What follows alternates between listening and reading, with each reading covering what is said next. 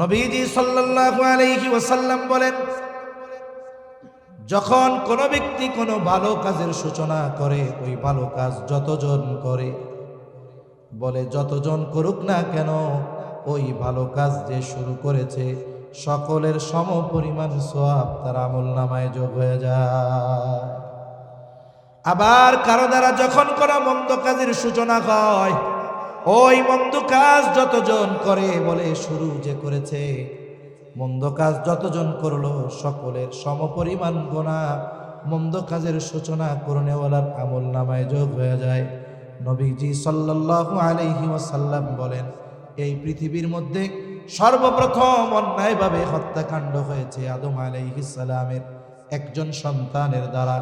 নবী বলেন, কিয়ামত পর্যন্ত অন্যায়ভাবে যত হত্যাকাণ্ড সংগঠিত হবে, সব হত্যাকাণ্ডের দায়ভার আদম আলাইহিস সালামের প্রথম সন্তানের উপরে বর্তাবে।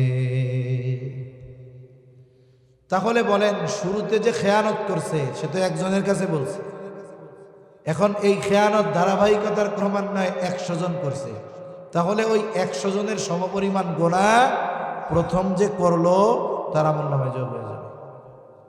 এজন্য সাবধান। অনেক মানুষ আমার আপনার কাছে কথা বলে, যেই কথার মধ্যে তার সম্মান নিহিত থাকে, মানুষ জানলে লজ্জা পাবে, এই বিষয়গুলো কোনো সময় আমরা অন্যের কাছে বলবো না। কারণ এক মুমিনের সম্মান আর এক মুমিনের জন্য নষ্ট করা হারাম, নবী নিষেধ করে দিয়েছে। এজন্য একজন মুমিনের সম্মান অনেক।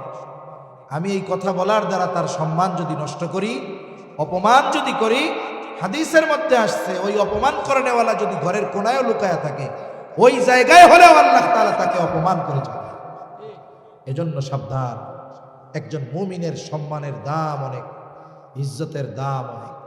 আর আমাদের অভ্যাস কি, যদি সম্পর্ক ভালো থাকে তাইলে মোটামুটি গোপন করে, এবার যদি সম্পর্ক খারাপ হয়, দল ভিন্ন হয়েছে, খালি একটু পর পর সুইচ টিপ দিবে, বেশি কথা কইলে কিন্তু কইয়া দিবে। আছে না নাই? মিয়া, বন্ধুর আমানত হেফাজত করতে হবে, সতর্ক করতে হবে না? আমার আপনার নবী সুর আমানতের ব্যাপারে কতটা সচেষ্ট ছিলেন, লম্বা হয়ে যাবে কথা। রাসূলুল্লাহ সাল্লাল্লাহু আলাইহি ওয়াসাল্লাম মক্কা থেকে মদিনায় হিজরত করবেন। ওই রাত্রেই নবীজি করার সিদ্ধান্ত নিল। সব গোত্র থেকে এক একজন সশস্ত্র যুবক নবীজির ঘর চারদিক ঘিরা রাখছে। আল্লাহ তাআলা ওই রাত্রিতে নবীজিকে হিজরতের নির্দেশ দিয়ে দিয়েছেন। নবীজি ঘরের মধ্যে হযরত আলী রাদিয়াল্লাহু তাআলা আনহুকে রেখে চলে গেলেন। বলে কেন? বলে নবীজি যখন মদিনার উদ্দেশ্যে রওনা হবেন, তখনও নবীজির কাছে জমা রাখা আমানত ছিল। আলী রাদিয়াল্লাহু তাআলা আনহুকে দায়িত্ব দিয়ে গেছে, আলী প্রত্যেকটা বস্তু তার হকদারের কাছে পৌঁছাবা, এরপরে মদিনার উদ্দেশ্যে রওনা হবা। ওই কঠিন পরিস্থিতির মধ্যেও আমার আপনার নবী আমানতের হকদারের কাছে আমানত পৌঁছানোর ব্যবস্থা না হওয়া পর্যন্ত নবীজি সফর শুরু করেন না। যদি উল্টাপাল্টা হইতো, কাফেররা তো বইলা বেড়াইতো যে দেখো আমাদের আমানতের বস্তু নিয়ে চলে গেছে। কিন্তু ফাসুবহানাল্লাযী লা ইহসা ইমতিনানুহু বিল-লিসানি ওয়ালা বিল-কলাম ওয়া নাশহাদু আন লা ইলাহা ইল্লাল্লাহু ওয়াহদাহু লা শারীকা লাহু ونشهد أن سيدنا وسندنا وحبيبنا وطبيبنا وأولانا ومولانا محمد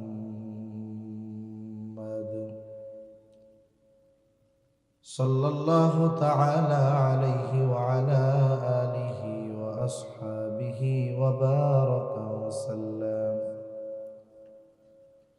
وبارك وسلم تسليما كثيرا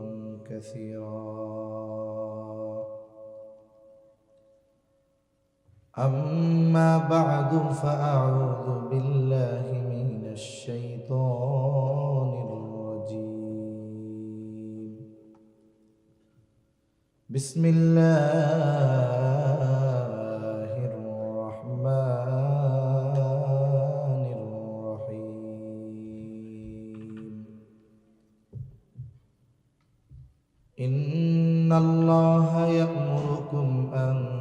وأدوا الأمانات إلى أهلها وإذا حكمتم بين الناس أن تحكموا بالعدل إن الله نعم ما يعظكم به إن الله كان سميعا بصيرا. وقال رسول الله صلى الله عليه وسلم لا إيمان لمن لا أمانة له أو كما قال النبي صلى الله عليه وسلم صدق الله العلي العظيم وصدق رسوله النبي الكريم ونحن على ذلك من الشاهدين والشاكرين والحمد لله رب العالمين. سبحانك لا علم لنا إلا ما علمتنا إنك أنت العليم الحكيم. اللهم صل على محمد وعلى آل محمد كما صليت على إبراهيم وعلى آل إبراهيم إنك حميد مجيد.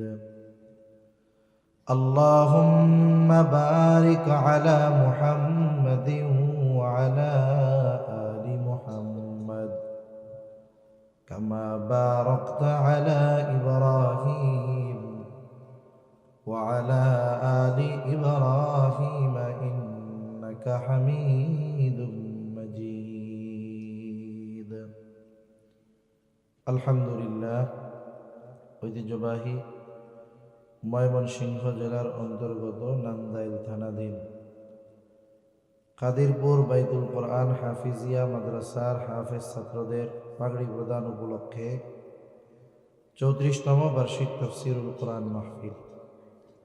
আজকের এই তাফসীরুল কোরআন মাহফিলের সম্মানিত শ্রদ্ধেয় সভাপতি মণ্ডলী, সহ সভাপতি সহ আমন্ত্রিত উলামায়ে কেরাম, সামনে উপস্থিত মুরব্বিয়ানে কেরাম, সমবয়সী যুবক বন্ধু, স্নেহের ছোট ভাই, মাইকের আওয়াজ যত দূরে যায় পর্দার অন্তরালে অবস্থানরতা সম্মানিতা শ্রদ্ধেয়া মা ও বোন, আল্লাহ রাব্বুল আলামিনের দরবারে অগণিত শুকর যে মহান মালিক হায়াতে বরকত দিয়ে সুস্থ রেখে দীর্ঘ রাত পর্যন্ত বিজ্ঞ সুবিজ্ঞ উলামায়ে কেরামের জবান থেকে বহু গুরুত্বপূর্ণ কথা শ্রবণ করবার, আমাকেও আপনাদের খেদমতে কিছু কথা বলবার তৌফিক যে মহান মনিব দান করেছেন, সে মহান মনিবকে খুশি করার জন্য মহব্বতের সাথে জবান খুলে অন্তর থেকে আমরা একবার কালিমাতুশ শুকর পাঠ করি, আলহামদুলিল্লাহ।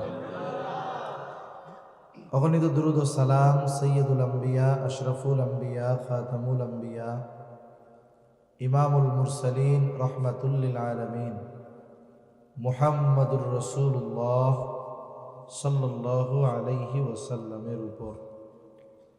আমি আপনাদের খেদমতে পবিত্র কোরআনুল কারীমের সূরাতুন নিসার 58 নম্বর আয়াত তিলাওয়াত করেছি।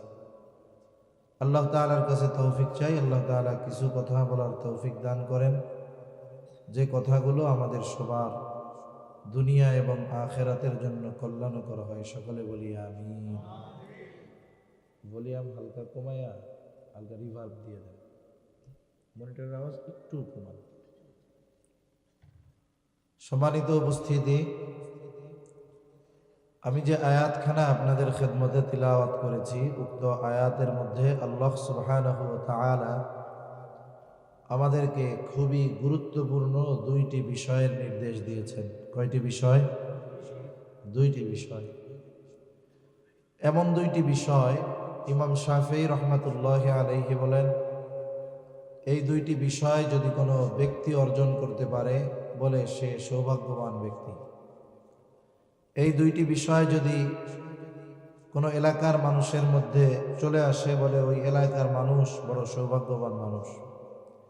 যেই জাতির মধ্যে এই দুইটি গুণ পরিপূর্ণ পাওয়া যাবে বলে ওই জাতি সৌভাগ্যবান জাতি। বলে যেই দেশের শাসকের মধ্যে এই দুইটা গুণ পাওয়া যাবে ওই দেশের শাসকও সৌভাগ্যবান, ওই দেশের যারা বসবাসকারী তারাও সৌভাগ্যবান। এই সুন্দর এবং গুরুত্বপূর্ণ দুটি গুণ আল্লাহ তাআলা এই আয়াতে অর্জনের নির্দেশ আমাদেরকে দিয়েছেন। এই আয়াতের আলোচনার পূর্বে আয়াত নাজিল হওয়ার কারণটা একটু আমাদের জানা দরকার, তাহলে পরবর্তী কথাগুলো বোঝা আমাদের জন্য সহজ হবে ইনশাআল্লাহ। রাসূল আকরাম সাল্লাল্লাহু আলাইহি ওয়াসাল্লাম হিজরতের পূর্বে যখন মক্কায় অবস্থান করতেছিলেন, মক্কায় দুইটি কাজ মানুষ সবচাইতে সম্মানের কাজ বা দায়িত্ব হিসাবে মনে করত। একটি হলো হাজীদেরকে পানি পান করানো, এটা অনেক সম্মান এবং মর্যাদার দায়িত্ব বা কারণ তারা মনে করত।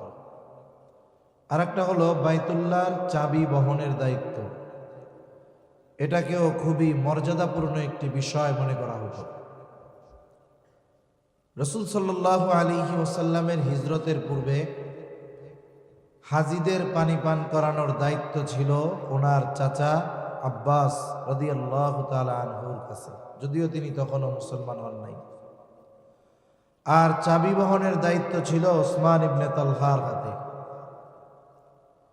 রাসূল আকরাম সাল্লাল্লাহু আলাইহি ওয়াসাল্লাম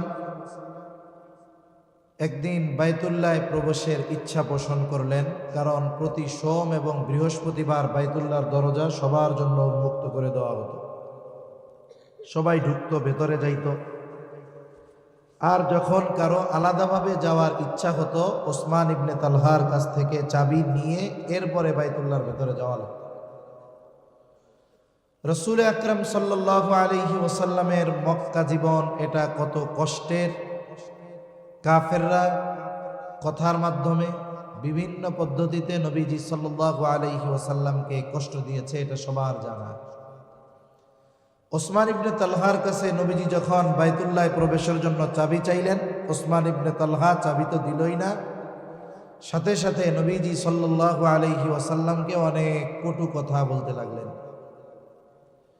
হযরত আলী রাদিয়াল্লাহু তাআলা আনহু নবীজির সাথে ছিলেন, কিশোর মানুষ। তিনি ওসমান ইবনে তালহার হাত থেকে চাবিটা কেড়ে নিয়ে বাইতুল্লাহর দরজা খুলে দিলেন। নবীজি সাল্লাল্লাহু আলাইহি ওয়াসাল্লাম বাইতুল্লাহর মধ্যে ঢুকতেছে আর বলতেছে, ওসমান, আজকে আমি তোমার কাছে চাবি চাইলাম, তুমি আমারে বাইতুল্লাহ ঢোকার জন্য চাবিটা দিলা না।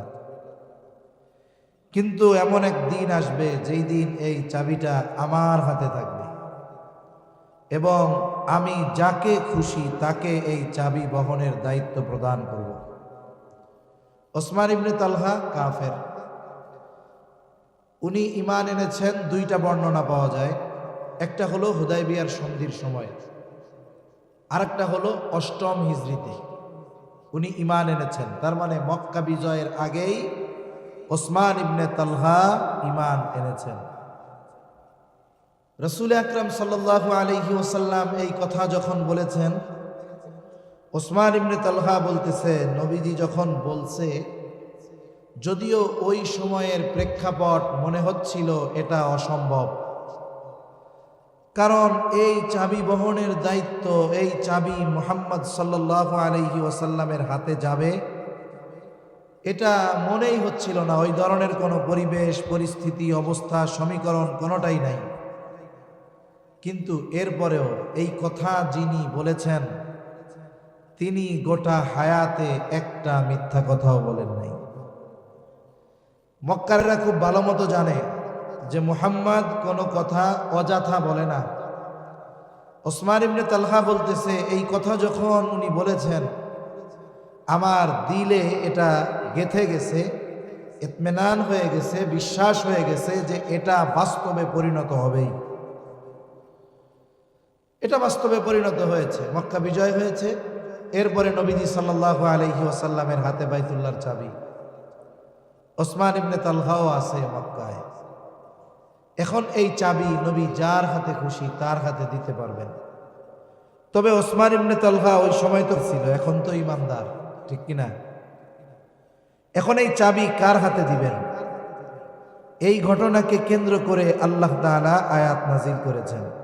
কি আয়াত? আল্লাহ তাআলা বলেন, ইন্নাল্লাহা ইয়া'মুরুকুম আন তু'আদ্দুল আমানাতি ইলা আহলিহা ওয়া ইযা হাকামতুম বাইনান নাসি আন তাহকুমু বিল আদল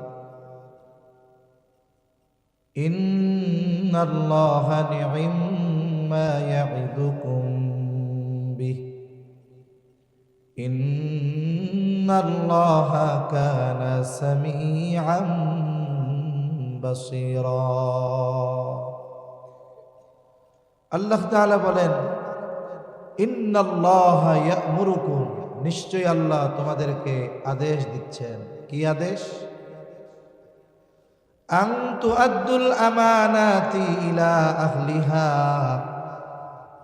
যে আমানত তার হকদারের কাছে ফিরাইয়া দাও। প্রথম বিষয়টা হলো এই চাবি বহনের দায়িত্ব দেওয়াকে কেন্দ্র করে আল্লাহ তাআলা আয়াত নাজিল করলেন।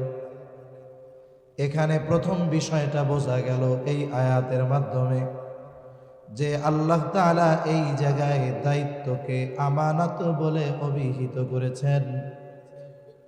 এখানে চাবি বহনের দায়িত্বটাকে আমানত বলা হয়েছে।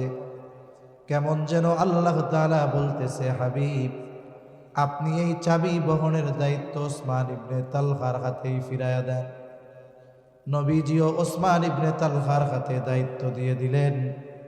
সাথে সাথে ওসমান ইবনে তালহাকে সুসংবাদ দিয়ে দিলেন যে শোনো, এই চাবি বহনের দায়িত্ব তোমার হাতে পুনরায় দেওয়া হলো এবং কিয়ামত পর্যন্ত এই আমানত তথা এই দায়িত্ব তোমার বংশের কাছেই থাকবে। এটার দ্বারা আল্লাহ তাআলা নির্দেশ দিয়েছেন, নবীজি দিয়ে দিয়েছেন। এটার দ্বারা নবীজির এক মহানুভবতার প্রকাশ এর দ্বারা হয়েছে। কেমনে? নবীজি যদি অতীতের কথা মনে করে চিন্তা করতেন, এই চাবি বহনের দায়িত্ব ওরে বা ওর বংশরে আর দিব না। কিন্তু আল্লাহ তাআলা নবীর মাধ্যমে দেওয়ানোর মাধ্যমে কি হলো? একটা জিনিস মনে রাখতে হবে যে কেউ যদি কষ্ট দেয় প্রতিশোধ সবাই নিতে পারে, কিন্তু কষ্ট দেওয়ার পরে সবাই ক্ষমা করতে পারে না, ঠিক কিনা বলেন? নবীজি সাল্লাল্লাহু আলাইহি ওয়াসাল্লামের মহানুভবতার বহিঃপ্রকাশ হলো যে এক সময় তারে ঢুকতে দেয় নাই, আবার তার হাতেই এই চাবি বহনের দায়িত্ব নবীজি দিলেন। অনেক সময় কেউ যদি আমারে গালি দেয়, গালি তো দিয়ে আবার প্রতি উত্তরে সবাই দিতে পারে, কিন্তু কেউ যদি আমারে গালি দেয়, আমি যদি তারে সালাম দেই, এই গালির বিপরীতে সালাম দেওয়া, খারাপ ব্যবহারের বিপরীতে ভালো ব্যবহার করা, এটা সবার জন্য সহজে সম্ভব নয়। তাহলে প্রথম কথা হলো আল্লাহ তাআলা এই আয়াতে দায়িত্বকে আমানত বলে অভিহিত করেছেন। দ্বিতীয় আরেকটি বিষয়, আল্লাহ তাআলা এই আয়াতের মধ্যে আমানত শব্দটা বহু বচন ব্যবহার করেছেন। আল্লাহ তাআলা বলেন, আন তুআদ্দুল আমানাত। আমানত শব্দটা বহু বচন আল্লাহ তাআলা ব্যবহার করেছেন। কোরআনুল কারীম হলো এমন এক কিতাব, বলে এই কিতাবে কোনো শব্দ যদি এক বচন, দ্বিবচন বা বহু বচন হয়, তাহলে বুঝতে হবে এর মধ্যে মেসেজ রয়েছে, খবর রয়েছে। বাক্যবিন্যাস, শব্দবিন্যাসের মধ্যে রহস্য নিহিত আছে। মুফাসসিরিনে কেরাম বলেন, আল্লাহ তাআলা এই জায়গায় আমানত শব্দটি বহু বচন আনার কারণে এটা বোঝা যায় যে আমানত একটা দুইটা জিনিসের মধ্যে হয় না, বরং আমানত অনেক অনেক জিনিসের মধ্যে হয়।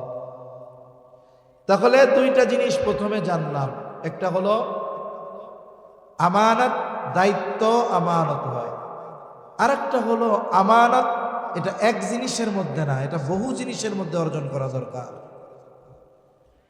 আর এই আমানতদারিতা এটা মুমিনের ভূষণ। রাসূলুল্লাহ সাল্লাল্লাহু আলাইহি ওয়াসাল্লাম জানিয়ে দেন, আমানতদারিতা মুমিনের ভূষণ। শুধু তাই না, নবীজি বলেন, লা ঈমানা লিমান লা আমানাতা লাহ। নবীজি আমার বলেন, যার মধ্যে আমানতদারিতা নাই তার ঈমান নাই।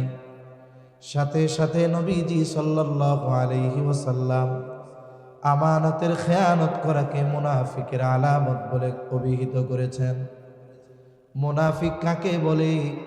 বলে অন্তরে কুফরি লালন করে কিন্তু সে বাহিরে দেখায় ইমানদার, উপরে ফিটফাট ভিতরে সদরঘাট যারে কয়, চাইতে মুনাফিক বেশি ভয়ঙ্কর বিপজ্জনক। কারণ অন্তরে যেমন কুফরি লালন করে, প্রকাশ্যেও সে কুফুরিকে প্রদর্শন করে। কিন্তু মুনাফিক নিজের বাস্তব অবস্থাটা লুকায় রাখে, কুফুরি গোপন করে সে নিজেকে ইমানদার হিসাবে প্রকাশ করে। বলে যেই রোগের আলামত প্রকাশ পায় না ওই রোগ নির্ণয় করা কঠিন। বলে যেই রোগের আলামত প্রকাশ পায় না ওই রোগ অনেক সময় বেশি জটিল হয়। যেই রোগ তার সিমটম প্রকাশ করে ওই রোগের চিকিৎসা গ্রহণ করা সহজ, কিন্তু যেই রোগের সিমটম প্রকাশ সহজে হয় না ওই রোগ বেশি ডেঞ্জারাস। যেমন ক্যান্সার একটা রোগ, বলে এই রোগ সহসাই কোনো আলামত প্রকাশ করে না। বলে আলামত কখন পাওয়া যায়? বলে 80-90% যখন গোটা দেখে ছড়ায় তখন ছোট্ট একটা ফোড়া বের হবে, এইটার চিকিৎসা করবে, মন্দ করবে, এটা কিছু হইল নাকি। এরপরে ডাক্তারের কাছে যাবে, টেস্ট দিবে, দেখা যাবে ডাক্তার টেস্ট করার পরে বলতেছে আপনার তো ক্যান্সার হয়ে গেছে, গোটা দেহে ছড়ায় গেছে। এই জন্য মুনাফিক বেশি জঘন্য। এজন্য আল্লাহ তাআলা মুনাফিকের ব্যাপারে বলেন, ইন্নাল মুনাফিকিনা ফিদ দারকিল আসফালি মিনান নার ওয়া লান তাজিদা লাহুম নাসীরা। আল্লাহ তাআলা বলেন, নিশ্চয়ই মুনাফিকের স্থান হলো জাহান্নামের একেবারে তলদেশে। ওয়া লান তাজিদা লাহুম নাসীরা, মুনাফিকের জন্য কোনো সাহায্যকারী নাই। এই মুনাফিকের অন্যতম আলামত হলো আমানতের খেয়ানত করা। আরো কিছু আলামত আছে, আমরা একটু মুযাকারা করি।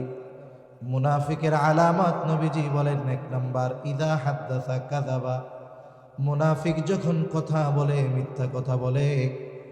এরপরে নবীজি বলেন, ইদা ওয়াদা আখলাফা, ওয়াদা করলে ওয়াদা খেলাফ করে। ইদা তুমিনা খানা, আমানতের খেয়ানত করে। আর এক হাদিসের মধ্যে আরেকটা বাড়ায় এসেছে, বলে ওয়া ইদা তাখাসামা ফাজারা, মুনাফিকের সাথে যদি কারো ঝগড়া হয় গালাগালি করে। এগুলো কার আলামত? জোরে জবান খুলে বলেন। ঘুম আসতেছে আপনাদের? হুজুর রাত 1:30 বাজে এই সময় এই কথা জিগায়। তাকবীর দেন, নারায়ে তাকবীর। এই আলামত গুলো কার? জোরে কোন? মুনাফিকের আলামত। আমাদের সমাজে, আপনাদের এলাকায় তো ভালো মানুষ, এক গ্রামে 5টা মাদ্রাসা, তার মানে এই গ্রামের ঘরে ঘরে তালিবুল ইলম আছে। নিজের পোলা না হইলেও মাদ্রাসার পোলাপান রেখে একটা ঘরে তালিবুল ইলম ঢুকায় রাখছে মানুষজন। যেহেতু লজিং মাস্টারের কথা কইছেন, বোঝা যাইতেছে। আল্লাহ সবাইরে কবুল করুক। এখন আমাদের এলাকায় আমি এরকম মানুষ দেখছি, নামাজি, মসজিদ কমিটির সদস্য, আবার অনেক পদেও আছে, হাজী সাহেব, কিন্তু এই 4 আলামত পরিপূর্ণ ওনার মধ্যে আছে। এরকম লোক আছে না নাই? এগুলা ঈমান ধ্বংসের জীবাণু। ক্যান্সারের জীবাণু জীবন ধ্বংস করতে পারে, ঈমান ধ্বংস করতে পারে না। কিন্তু মুনাফিকের আলামত এগুলো যদি কারো মধ্যে বিস্তার লাভ করে, বলে ওর ঈমান বাঁচানো দুরস্কর হয়ে যায়। ঠিক কিনা বলেন? এজন্য এগুলো আমাদের মধ্যে যদি থাকে আমরা বের করে ফেলব। বলে মোবাইলের মধ্যে, কম্পিউটারের মধ্যে ভাইরাস ঢুকে। ভাইরাস ঢুকলে কি হয়? বলে ফাইল খেয়া দেয়, ডিলিট হয়ে যায়, তথ্য ডিলিট হয়ে যায়। এইবার অ্যান্টিভাইরাস দিয়া ভাইরাসগুলোরে বের করে মেরে ফেলে। বলে অনুরূপভাবে আমার আপনার মধ্যে যদি মুনাফিকের আলামতের ভাইরাস ঢুকা যায়, বলে মোবাইল, ইন্টারনেট, কম্পিউটারের ভাইরাস যেমন ফাইল খেয়া দেয়, আমার আপনার জীবনের অনেক আমল হতে পারে একটা সময় এই ঈমানকেও এই আলামতগুলো খেয়ে দিতে পারে। এজন্য এগুলো আমাদের মধ্যে থাকলে আমরা কি করব? বাইর করে ফেলব। আল্লাহ তৌফিক দান করেন বলি আমিন। নবীজি আমানতদারিতাকে ঈমানের সাথে তুলনা করেছেন। ঈমানের সাথে সম্পৃক্ত বিষয় হলো আমানতদারিতা। এই জন্য নবীজি বলেন, যার মধ্যে আমানতদারিতা নাই তার ঈমান নাই। তার মানে ঈমানদারের অবিচ্ছেদ্য একটি গুণ হলো আমানতদারিতা। এই জন্য দেখুন, আমার আপনার নবী নবুয়তির পরে যে আমানতদার হয়েছেন এমনটা নয়, বরং আমার আপনার নবীর নবুয়তির আগে যেই ভালো গুণগুলো ছিল, বলে এর মধ্যে সবচাইতে বেশি ছিল আমানতদারিতার গুণ। এই জন্যই তো মক্কার মানুষেরা আমার আপনার নবীজির উপাধি দিয়েছিল আল আমিন। সব ভালো গুণ ছিল, কিন্তু আমানতদাররা বেশি প্রাধান্য দিয়ে উপাধি দিছে কি? আল আমিন। আবার নবী সত্যবাদী ছিলেন, নবুয়তির আগেও কোনোদিন নবী মিথ্যা কথা বলেন নাই, এজন্য উপাধি দিয়েছে আস-সাদিক। আমরা ওই নবীর উম্মত, আল আমিন। আমাদের আমানতদারিতার অবস্থা কি? বাস্তবতা হলো, আমানতদারিতার ব্যাপারে আমাদের সুস্পষ্ট ধারণা না থাকার কারণে অনেক সময় অনেক ভালো মানুষ অজ্ঞতার কারণে খেয়ানত করতেছে, টেরও পায় না। এজন্য আমানতদারিতা অর্জন করা আমাদের জন্য জরুরি কিনা, জোরে বলেন? জরুরি। কারণ এটা আমলের সাথে সম্পৃক্ত না, যে এটা করলে সওয়াব, না করলে গুনাহ নাই। আপনি নফল নামাজ পড়লে সওয়াব, না করলে গুনাহ নাই। নফল রোজা করলে সওয়াব, না করলে গুনাহ নাই। আমানতদারিতা কিন্তু এরকম না, এই গুণ অর্জন করলে সওয়াব, না করলে গুনাহ নাই। আমানতদারিতা কি এরকম নাকি? নবীজি বলছেন, আমানতদারিতা নাই তার ঈমান নাই। তাহলে কত গুরুত্বপূর্ণ একটি বিষয়। এই আয়াতের সারমর্ম কি, মূল কথা কি? যদিও ওই ঘটনাকে কেন্দ্র করে আয়াত নাজিল হয়েছে। মুফাসসিরিনে কেরাম, বুজুর্গানে দ্বীন, উলামায়ে কেরাম বলেন, যদিও ওই ঘটনাকে কেন্দ্র করে আয়াত নাজিল হয়েছে ঠিক, তবে এখানে উদ্দেশ্য সকলকে, যে তোমরা আমানতদার হও। কি হও? জোরে বলেন। আল্লাহ রাব্বুল আলামিন মূলত আমাদের আমানতদার হওয়ার নির্দেশ দিয়েছেন। এখন কোন কোন ক্ষেত্রে আমাদেরকে আমানতদারিতা অর্জন করতে হবে, যেই কয়েকটা আমার জেহেনে আসে অল্প সময় আলোচনা করব ইনশাআল্লাহ। এক নাম্বার, আমানতদারিতা হয় লেনদেনের মধ্যে, আদান প্রদানের মধ্যে। সাধারণত লেনদেন সংক্রান্ত আমানতদারিতার বিষয় আমাদের কম বেশি জানা আছে। আমার কাছে একজন কোনো আমানতের বস্তু রাখলো, কোনো বস্তু আমানত রাখলো, বলে আমার দায়িত্ব হলো ওই হকদারের আমানতের বস্তু যথাসময়ে তার কাছে ফিরায় দেওয়া। সে যদি ভুলেও যায়, আল্লাহ তাআলার নির্দেশ আমার প্রতি যে তুমি আমানত তার হকদারের কাছে নিজ দায়িত্বে পৌঁছায়া দাও। লেনদেন সংক্রান্ত আমানত, এ নিয়ে আমি বেশি কথা আর বলবো না। আমরা লেনদেনের মধ্যে আমানতদারিতা অর্জন করব। দুই নাম্বার, কথাও আমানত হয়। বলে কথা কেমনে আমানত হয়? নবীজি সাল্লাল্লাহু আলাইহি ওয়াসাল্লাম বলেন, ইযা হাদ্দাসার রাজুলু সুম্মা ইলতাফাতা ফাহিয়া আমানাতুন।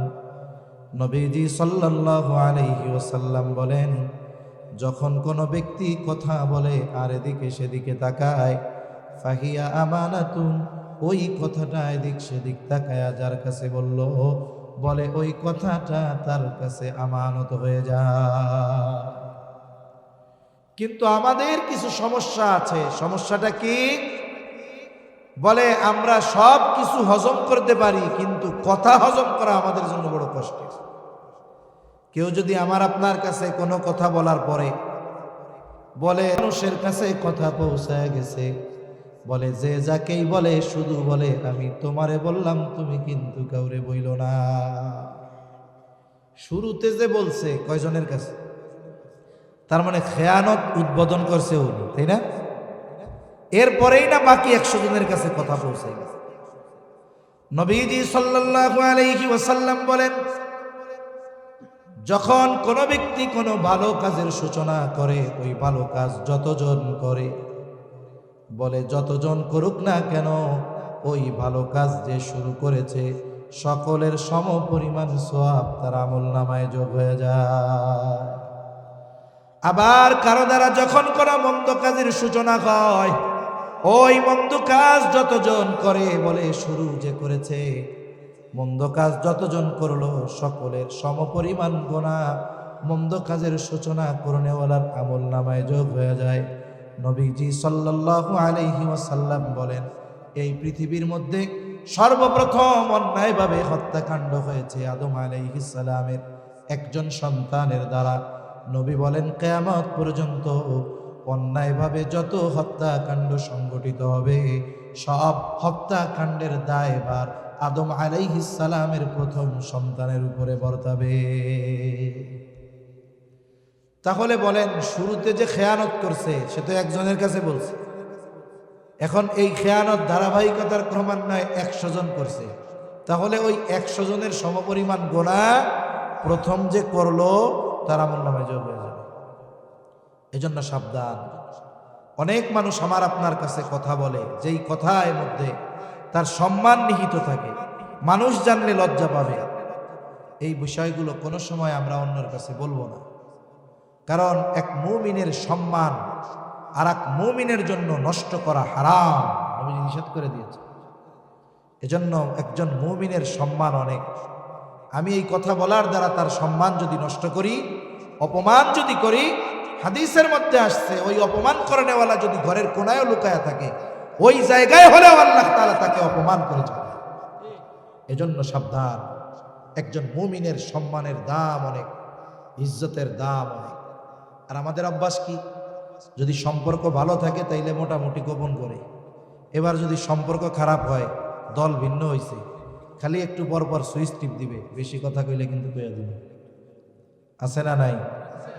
মিয়া, বন্ধুর আমানত হেফাজত করতে হবে, সত্য করতে হবে না? আমার আপনার নবী সুর আমানতের ব্যাপারে কতটা সচেষ্ট ছিলেন, লম্বা হয়ে যাবে কথা। রাসূলুল্লাহ সাল্লাল্লাহু আলাইহি ওয়াসাল্লাম মক্কা থেকে মদিনায় হিজরত করবেন। ওই রাত্রেই নবীজি করার সিদ্ধান্ত নিল। সব গোত্র থেকে এক একজন সশস্ত্র যুবক নবীজির ঘর চারদিক ঘিরা রাখছে। আল্লাহ তাআলা ওই রাত্রিতে নবীজিকে হিজরতের নির্দেশ দিয়ে দিয়েছেন। নবীজি ঘরের মধ্যে হযরত আলী রাদিয়াল্লাহু তাআলা আনহুকে রেখে চলে গেলেন। বলে কেন? বলে নবীজি যখন মদিনার উদ্দেশ্যে রওনা হবেন, তখনও নবীজির কাছে জমা রাখা আমানত ছিল। আলী রাদিয়াল্লাহু তাআলা আনহুকে দায়িত্ব দিয়ে গেছে, আলী প্রত্যেকটা বস্তু তার হকদারের কাছে পৌঁছাবা, এরপরে মদিনার উদ্দেশ্যে রওনা হবা। ওই কঠিন পরিস্থিতির মধ্যেও আমার আপনার নবী আমানতের হকদারের কাছে আমানত পৌঁছানোর ব্যবস্থা না হওয়া পর্যন্ত নবীজি সফর শুরু করেন না। যদি উল্টাপাল্টা হইতো, কাফেররা তো বইলা বেড়াইতো যে দেখো আমাদের আমানতের বস্তু নিয়ে চলে গেছে, কিন্তু নবীকে হত্যার চেষ্টা বারবার করেছে, কিন্তু নবীজির চরিত্রের ব্যাপারে অপবাদ দেওয়ার দুঃসাহস কখনো করতে পারে না। সেজন্য আমার আপনার নবী এমন আমানতদার নবী ছিলেন, যার কাছে শত্রুর আমানত নিরাপদ থাকত। কিন্তু আমার কাছে তো আমার এক মুমিন ভাইয়ের কথাই ঠিক থাকে না, টাকা পয়সা সম্পদ এভাবে ঠিক থাকবে কেমন? চিন্তা করে দেখেন অবস্থা কি আমাদের। তাহলে কথাও হয় আমানত। 3 নাম্বার দায়িত্ব আমানত, দায়িত্ব আমানত। এই আয়াতের মধ্যে দায়িত্বকে আমানত বলে অভিহিত করা হয়েছে। বলে এখন তো এমন এক জামানা, মানুষ টাকা দিয়ে দায়িত্ব কিনতে যায়, দায়িত্ব নেওয়ার প্রতিযোগিতা করে, অনেক সময় অস্ত্র ঠেকায়ও দায়িত্ব নেয়, ঠিক কিনা কন? কিন্তু অতীতে এমন এক জামানা গেছে, মানুষকে জুলুম করেও দায়িত্ব দেওয়া যায় নাই। অনেক ঘটনা বলা যাবে।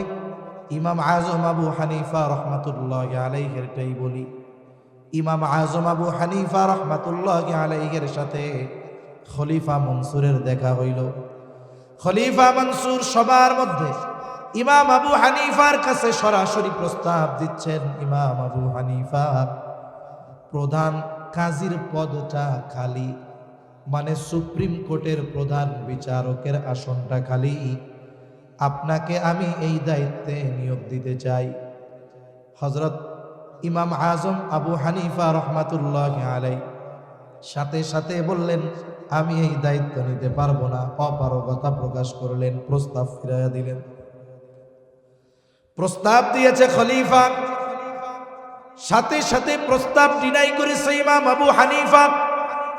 স্বাভাবিক পদের একটা পাওয়ার আছে, গরম আছে, পোশাকের একটা গরম আছে।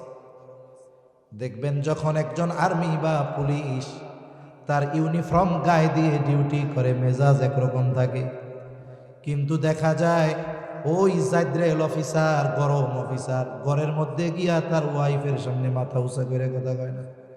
ঠিক কিনা বলেন? শরীরের একটা, পোশাকের একটা পাওয়ার আছে, পদের একটা পাওয়ার আছে। সে তো খলিফা। এত বড় প্রস্তাব, মানুষ যেটা স্বপ্নেও চিন্তা করে না, আমি আপনারা দিলাম, ফিরাইয়া দিলেন, মেজাজ গরম হয়ে গেছে। হাতে চাবুক, চাবুক দিয়ে ইমাম আবু হানিফার গায়ে একটা বাড়ি মেরে দিয়েছে খলিফা মনসুর। সারা দেশে আওয়াজ হয়ে গেছে, খলিফা মনসুর ইমাম আবু হানিফার গায়ে চাবুক মেরেছে। খলিফা মনসুর রাজপ্রাসাদে চলে যাবার পর খলিফা মনসুরের চাচা বলে, মনসুর, কাজটা ভালো হয় নাই, তুমি অন্যায় করেছো, যাও ইমাম আবু হানিফার কাছে গিয়ে তুমি ক্ষমা চাও। মানুষ অনেক সময় রাগান্বিত অবস্থায় অনেক কিছু করতে পারে, বলতে পারে, কিন্তু রাগ চলে গেলে চিন্তা করে, হায় রে, এটা আমি কেমনে করলাম, কেমনে বললাম এটা, তখন তার মধ্যে অনুশোচনা কাজ করে। গ্রাম অঞ্চলে বেশি হয়, শহরেও হয়, এটা কিন্তু প্রকাশ হয় না। গ্রামে কি হয়, সামান্য তুচ্ছ কারণে স্বামী স্ত্রীর মধ্যে ঝগড়া লেগে স্বামী বউয়ের 14 গোষ্ঠী ধরে মাইরা দেয়। কি মাইরা দেয় বুঝছেন তো? এখন মেজাজ গরম ছিল তখন তো মেরে দিছে, তালাক দিয়ে দিছে।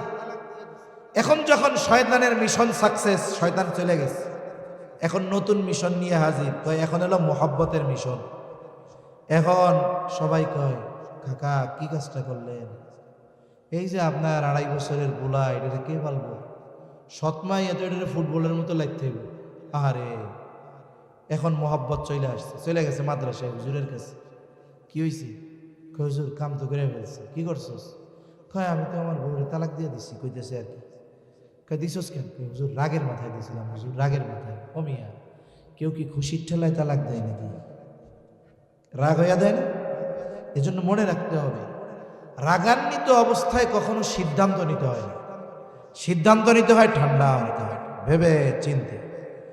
আর যদি রাগ অবস্থায় সিদ্ধান্ত নেয়, অধিকাংশ সময় রাগান্বিত অবস্থার সিদ্ধান্ত পরবর্তী সময়ে লজ্জিত হওয়ার কারণ হয়, পস্তানোর কারণ হয়। ঠিক কিনা কম? এজন্য হাদিসের মধ্যে রাগ আসলে তো নির্দেশনা আসছে, দাঁড়ায় আছেন, বৈশা পড়েন, বৈশা আছেন, শুয়ে পড়েন, অবস্থা পরিবর্তন করেন, অজু করেন, নামাজে দাঁড়ায় যান, যার সাথে রাগ তার সামনে থেকে সরে যান, একটা দৌড় মারেন, তাহলে কি হবে? রাগ কমে যাবে, হয়তো কোনো ভুল সিদ্ধান্ত হবে না। এজন্য আমরা মনে রাখবো, আমরা রাগান্বিত অবস্থায় কোনো সিদ্ধান্ত নিব না। খলিফা মনসুর চাবুক মেরেছে রাগান্বিত অবস্থায়, কিন্তু এখন তো ঠান্ডা, চিন্তা করতেছে আমি কাজটা কেমন করলাম, ক্ষমা চাইতে যাবে, লজ্জা লাগতেছে সামনে যাইতে। নিজের বিশ্বস্ত একজন সহচরকে পাঠায় দিল, যাও আমার পক্ষ থেকে ইমাম আবু হানিফার কাছে ক্ষমা চাইবা। সাথে সাথে 1 তোলা স্বর্ণ মুদ্রা দিয়ে বলছে, যাও বলবা এটা খলিফার পক্ষ থেকে আপনার জন্য হাদিয়া। লোকটা নিয়ে চলে গেছে ইমাম আবু হানিফার কাছে, গিয়া বলে, খলিফা আপনার সাথে যে আচরণ করছে, লজ্জিত, আপনি তারে মাফ করে দেন। ইমাম আবু হানিফা নববী গুণে গুণান্বিত, মাফ চাওয়ার সাথে সাথে ইমাম আবু হানিফা বললেন, হ্যাঁ মাফ করে দিলাম। এইবার লোকটা বলে, খলিফা আপনার জন্য 1 তোলা স্বর্ণ মুদ্রা হাদিয়া দিয়েছে, এটা যদি আপনি গ্রহণ করেন তবেই তিনি সুনিশ্চিত হবে আপনি তারে মাফ করছেন।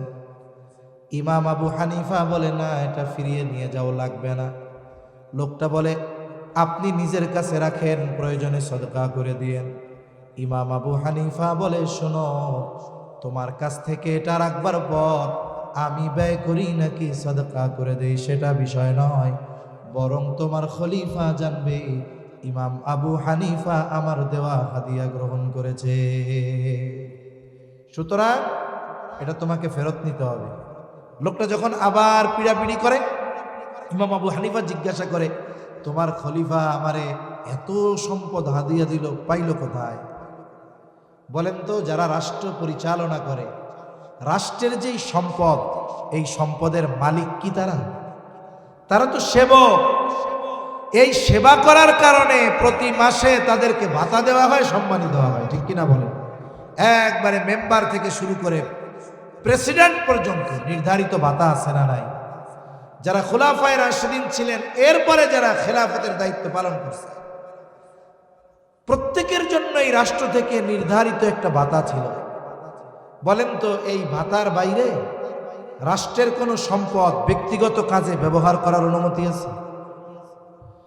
ইমাম আবু হানিফা বলতেছে, যাও, তোমার খলিফা আমাকে হাদিয়া দিল, টাকা পাইলো কোথায়? বলে, কোথায় পাবে, রাষ্ট্রীয় কোষাগার থেকে দিয়েছে। ইমাম আবু হানিফা এবার কঠোর হয়ে গেলেন, বললেন, শোনো, এটা খলিফার কাছে ফিরাইয়া দেয়া দিবা এবং বলবা যে তার জন্য রাষ্ট্র থেকে যেই পরিমাণ ভাতা দেওয়া হয়, ওর বাইরে একটা টাকা নিজের কাজে ব্যবহারের কোনো সুযোগ না। এটা হেফাজতের দায়িত্ব তাকে দেওয়া হয়েছে, এই দায়িত্ব তার কাছে আমানত। যদি সে এখান থেকে একটা টাকা নিজের কাজে ব্যয় করে, সে খেয়ানত কেন? কঠোর ভাষায় বলে দিয়েছে। এই লোকটাও গিয়ে বাদশার কাছে, খলিফার কাছে খুব সাজায় সুজায় মিথ্যা কথা কইছে। এমনি যা বলছে তো বলছে, আরো রসকস মাখায়া বলছে। কিছু মানুষ আছে দেখবেন, এত সুন্দর করে মিথ্যা কথা কইতে পারে, সত্য কথার চাইতে ওর মিথ্যা কথা শুনতে আরো মজা লাগে, ঠিক কিনা বলেন? আছে না এরকম কিছু মানুষ? আপনাদের ময়মনসিংহ শহরে হকার আছে, হকার। ওই ঢাকা শহরে হকার আছে। গুলিস্তানে একটা ট্যান্ডেস্টার বাজায়, রেডিও ক্যাসেট বাজায়, আর চারদিক মানুষ ঘুরে দাঁড়ায় থাকে। মানে আমিও তো ওই দর্শক এক সময় ছিলাম। এখন এরা কি বেছে? কয় 10 টাকা দিয়ে একটা গাছের শিকড় কিনলে সব রোগ ভালো হয়ে যাবে, ডায়াবেটিক্স ভালো হবে, হার্টের রোগ ভালো হবে, পেট পরিষ্কার হয়ে যাবে, লিভার ক্লিয়ার হয়ে যাবে।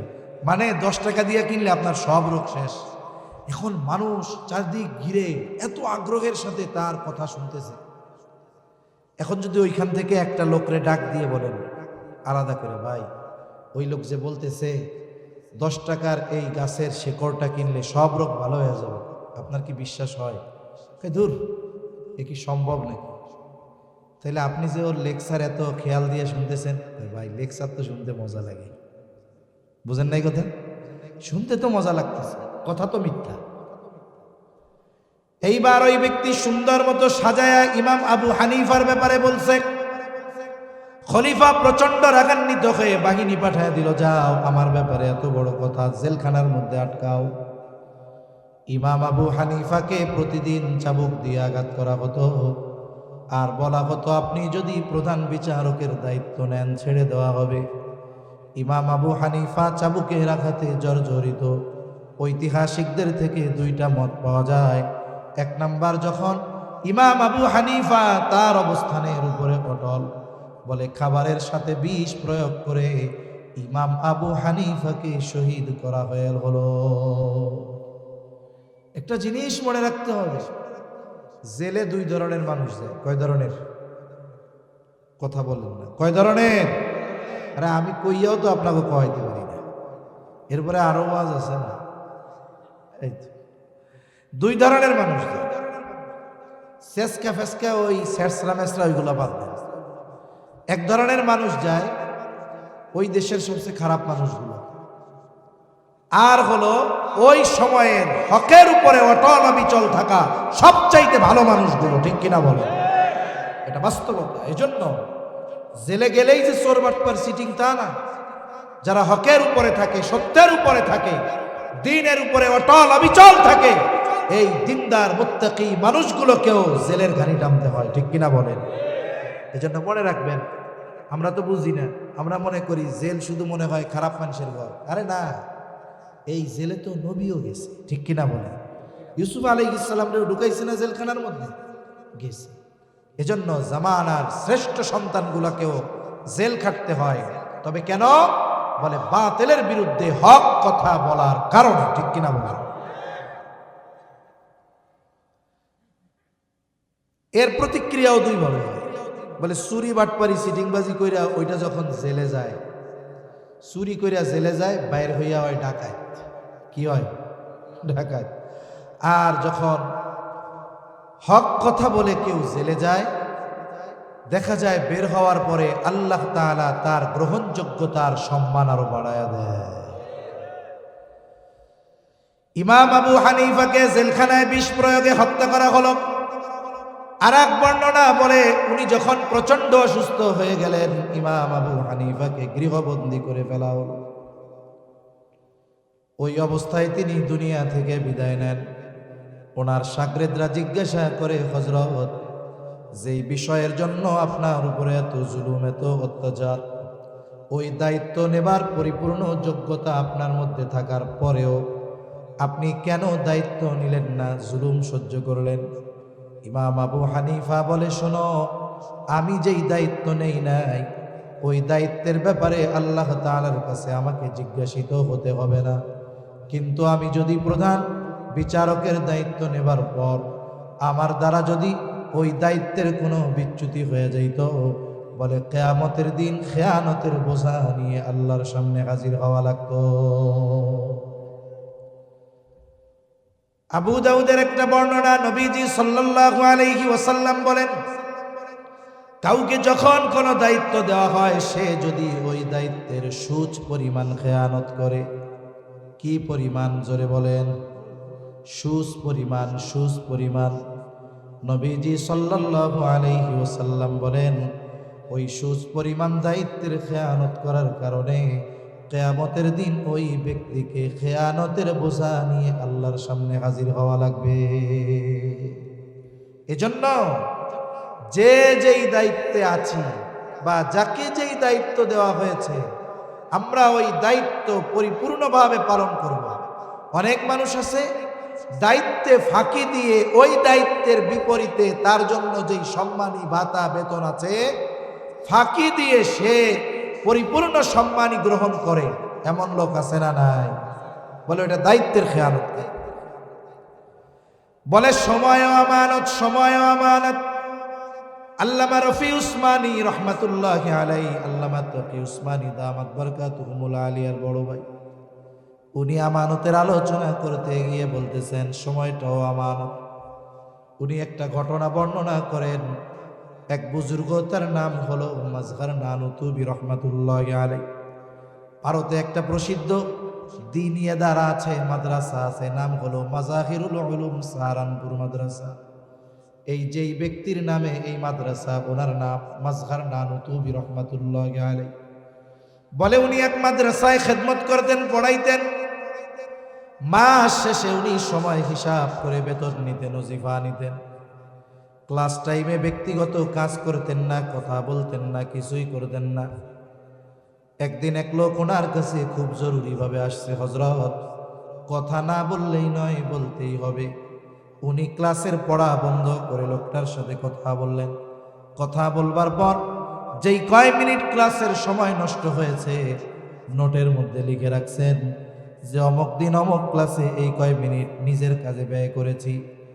মাস শেষে যখন ওজিফা ওনার হাতে দেওয়া হলো, উনি ওই পরিমাণ সময়ের হিসাব করে যা হয় সেটা অফিসে ফেরত দিয়ে দিলেন। অফিস থেকে বলা হয়, হযরত, এটা কি আপনার কাছে বেশি গেছে নাকি? বলে না, বেশি যায় নাই। তাহলে কি হয়েছে হযরত? উনি বলতেছেন, শোনো, অমুক দিন অমুক ক্লাসে এই কয় মিনিট সময় আমি আমার নিজের কাজে ব্যয় করেছিলাম। বলে যেই সময়টা আমি নিজের কাজে ব্যয় করেছি, ওই সময়ের বিপরীতে যেই ওজিফা, ওটা গ্রহণ করা আমার জন্য ঠিক হবে না। এজন্য অনেকে চাকরি বাকরি করে, 8টা থেকে বিকাল 4টা অফিস, মধ্যে 1 ঘন্টা লাঞ্চ নামাজের বিরতি, বাকি 7 ঘন্টা সময়ের মালিক হলো যে তাকে কর্মে নিয়োগ দিয়েছে সে, ঠিক কিনা বলেন? কর্ম নাই, আপনি আপনার অফিসে বসে থাকেন। কিন্তু অনেকে কাজ আছে ফাঁকি দিতে পারলে মনে করে আমি হলাম চালাক মানুষ, কিন্তু খেয়ানতকারী যে হয়ে যাচ্ছে টেরও পায় না। 5 নাম্বার বলে শরীয়তের বিধিবিধান আমানত। রফি উসমানী দামাত রহমাতুল্লাহি আলাইহির কথা আপনাদেরকে শোনাইতেছি, নকল কইরা হযরত বলেন, আল্লাহ তাআলা কোরআনুল কারীমের মধ্যে বলেন, ইন্না আরাদনাল আমানাতা আলাস সামাওয়াতি ওয়াল আরদি ওয়াল জিবাল ফাআবাইনা আন ইয়াহমিলনাহা ওয়া আশফাকনা মিনহা ওয়া হামালাহাল ইনসান।